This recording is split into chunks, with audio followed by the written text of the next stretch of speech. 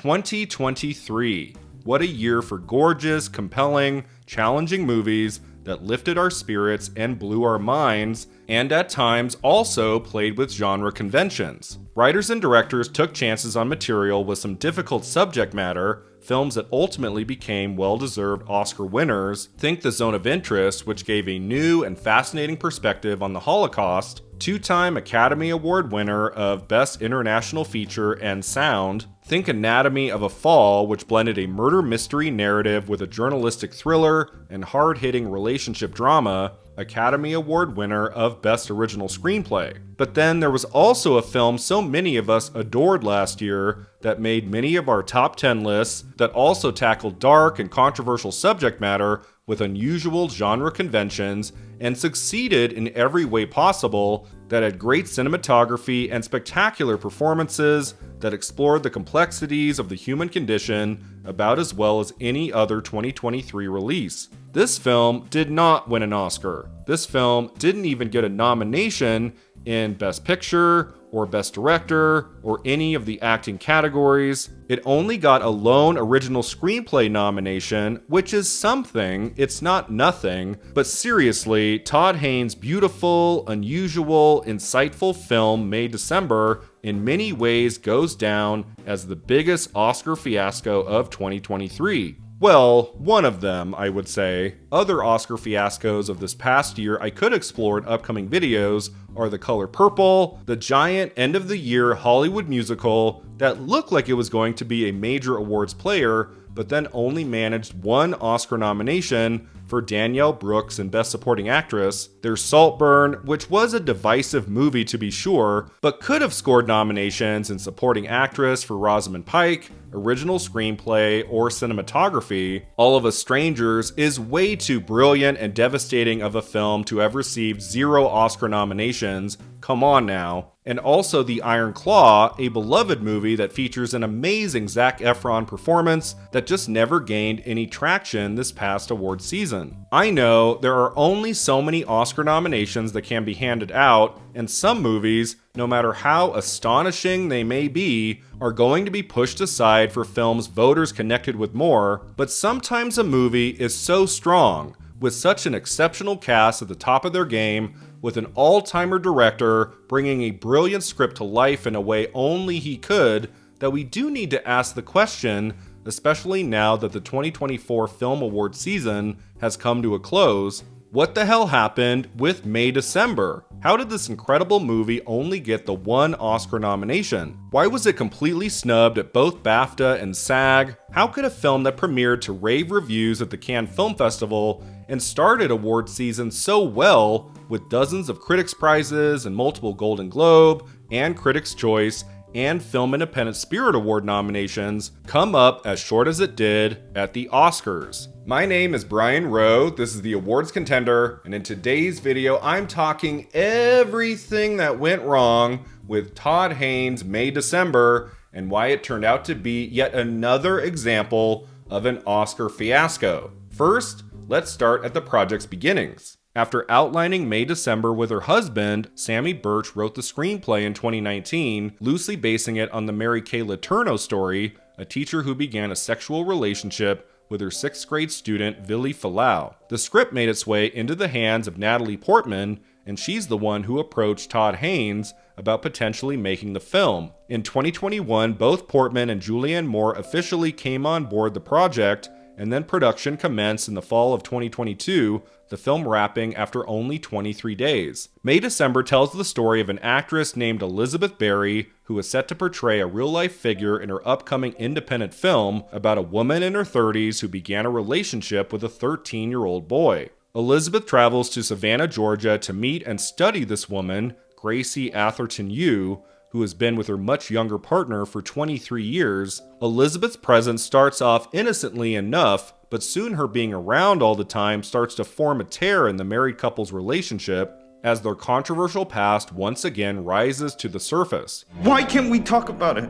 If we're really as in love as we say we are, shouldn't I be able to talk about this with you? If we're really as in love as we say we are, Todd Haynes took inspiration from Ingmar Bergman films like Persona and Winter Light in his approach to May-December, as well as the 1971 drama The Go-Between. The film was completed in early 2023, and it was eventually selected to compete for the Palme d'Or at the 76th Cannes Film Festival, where it premiered that May. So what are the main reasons May-December for a very long time looked to have Oscar written all over it?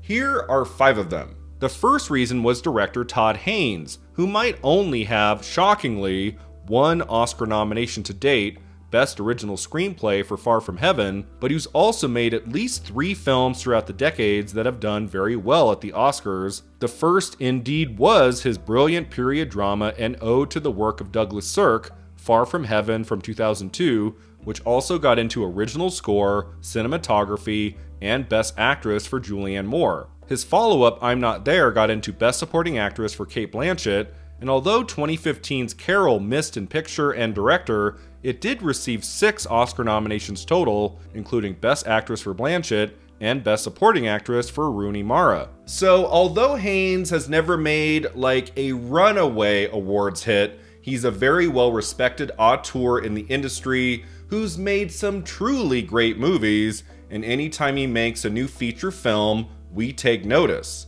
The second reason the film had Oscar written all over it was Haynes' longtime collaborator Julianne Moore, who the Academy has given lots of nominations to throughout the years, plus a win in Best Actress in 2015 for Still Alice. Her first nomination came in 1998 with Boogie Nights in the Best Supporting Actress category, then 2 years later in Best Actress for The End of the Affair. In 2003, she received 2 nominations at the Oscars, Best Supporting Actress for The Hours, and, as I said, Actress for Far From Heaven. The many collaborations, 5 to date, between Moore and Haynes have been celebrated often. The two work so well together, and them reuniting for a new movie stirred up lots of excitement about May-December's awards chances. The third reason was Natalie Portman, of course, the lead of the film and another well-respected actress who's been awarded at the Oscars before. She's received 3 nominations so far in Best Supporting Actress for Closer in 2005, and in Best Actress for Jackie in 2017. She of course won the Best Actress Oscar in 2011 for her absolute tour de force performance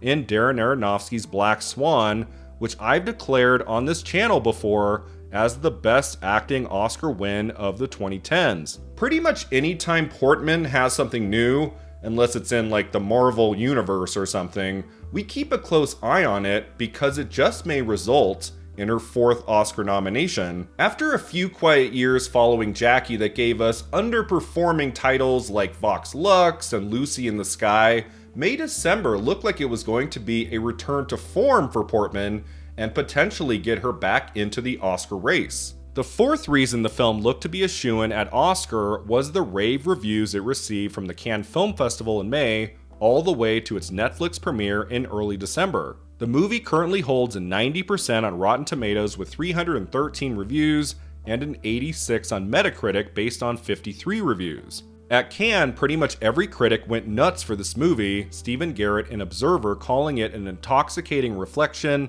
on identity and authenticity, Peter Bradshaw in Guardian saying it's an amusing and elegant drama, Highsmithian in its intimacy and malice, and Thomas Lafley in The Wrap wrote, Haynes has done something spellbinding here, heady, grown-up, and committed to a refreshing dose of moral ambiguity at a time in cinema where moral pandering sadly seems to be the default. The reviews stayed enthusiastic throughout the year, which looked to promise a healthy awards run in early 2024. And you know what? That awards run started very healthy and promising because the 5th reason May-December had Oscar written all over it was that in November and December, this movie was picking up award wins and nominations all over the place, and did especially look like it was going to be competitive in Best Supporting Actor. It indeed was the critics who celebrated May-December the most, with the film receiving picture, director, supporting actress, and supporting actor nominations from tons of critics groups,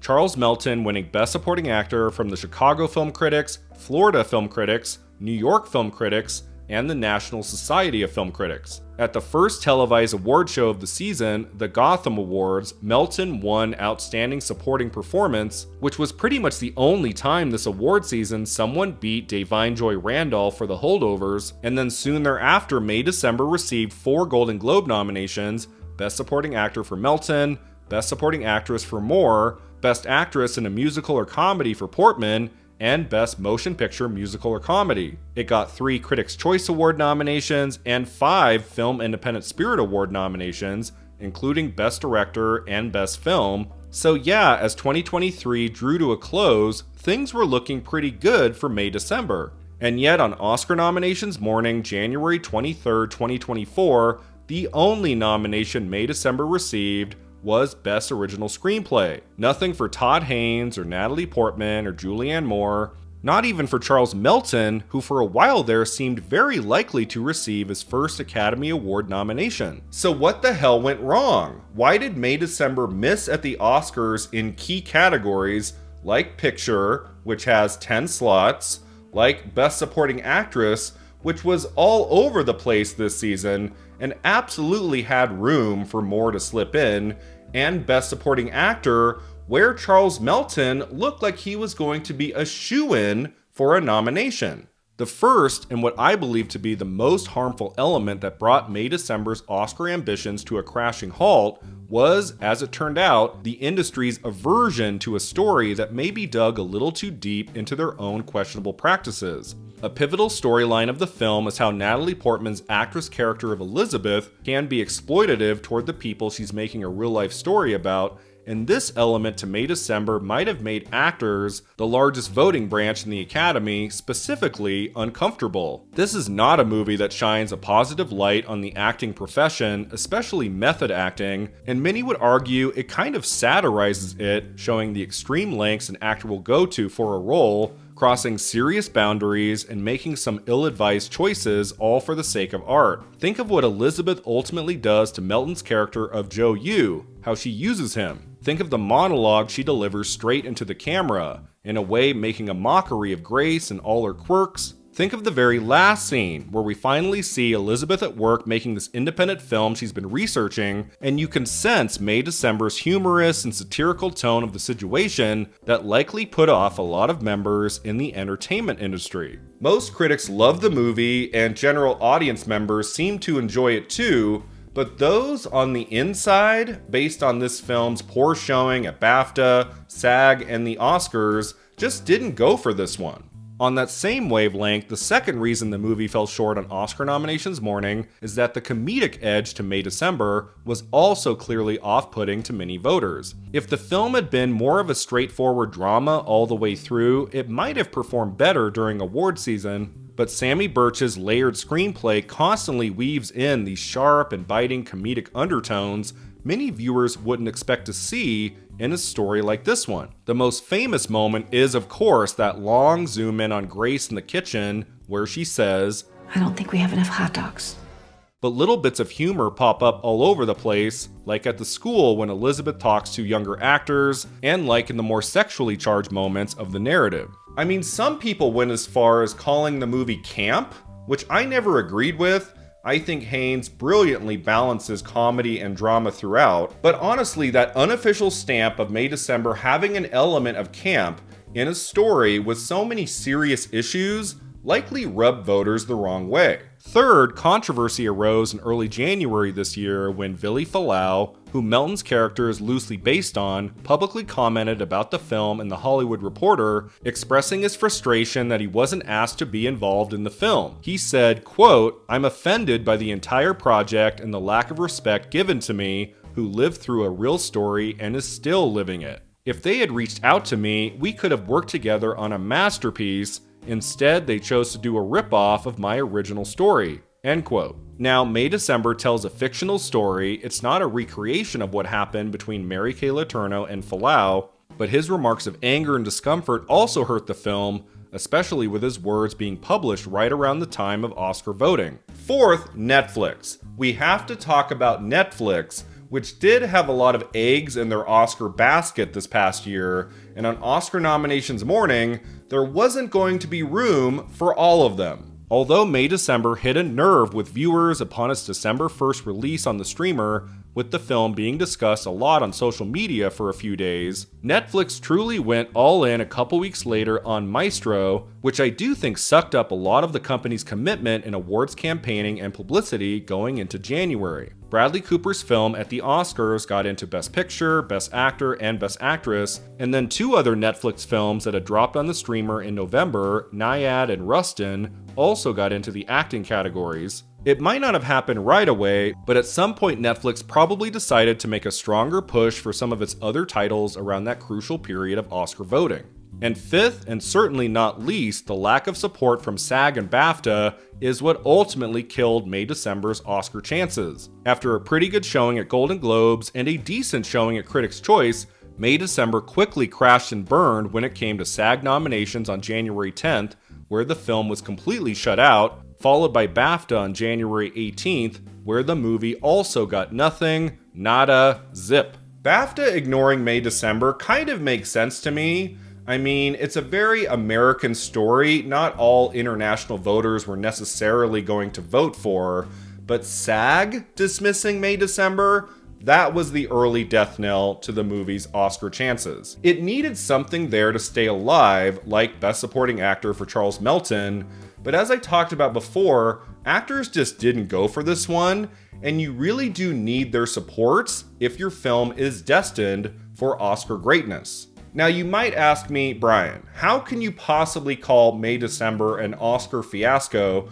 when it actually did get an Oscar nomination, Best Original Screenplay? Wouldn't a true Oscar fiasco be something like The Iron Claw, or Saltburn, or All of Us Strangers, which all got 0 Oscar nominations? Sure, May December got something, and that's great. It will forever be referred to as an Oscar-nominated movie, but with that director, and that cast, and those glowing reviews, and that prime December release on Netflix, and all of those early award season wins and nominations, everything to do with May December for months seemed to be pointing in the right direction when it came to the Academy Awards, and so for this movie to only get into screenplay, yes, I would absolutely call this an Oscar fiasco, because in my mind, it should have been nominated for so much more. May December for me was one of the 10 best films of 2023, Todd Haynes' best since Carol,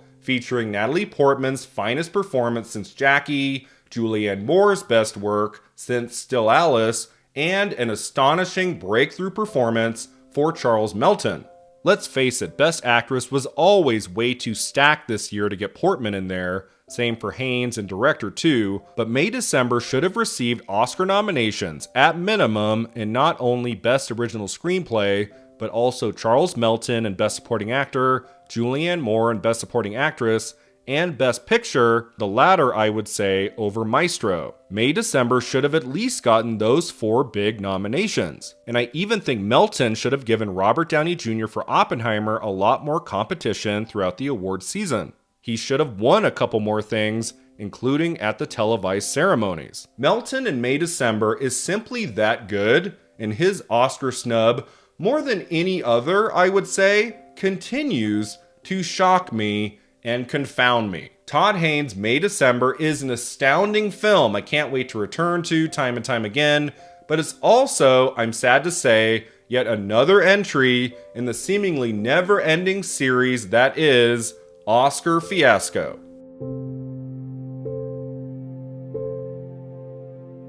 Thanks so much for watching and subscribing, and let me know in the comments below, why do you think May December was such a flop at the '96 Academy Awards, and we'll see you next time at the Awards Contender.